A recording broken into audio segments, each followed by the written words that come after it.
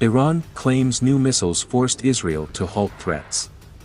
The spokesman for Iran's Islamic Revolutionary Guard Corps, IRGC, said last week's military drills in his country sent a message to Israel and made it end its war threats against the Islamic Republic.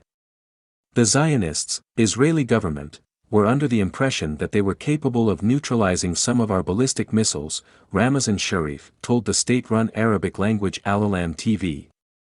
But thanks to our spectacular advances, Israel's anti-missile, Iron Dome system fails to detect our projectiles.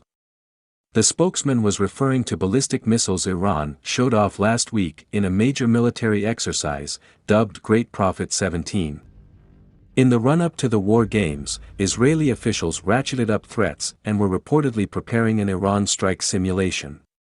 But Sharif said that from the Iranian perspective, those moves are little more than rhetoric meant by Israeli officials to deflect attention from their domestic problems. He also echoed some Israeli military assessments that the Jewish state lacks the prowess to defeat Iran.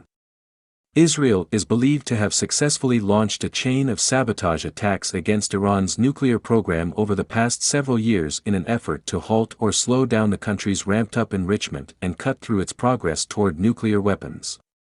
Iran says its nuclear program is entirely peaceful.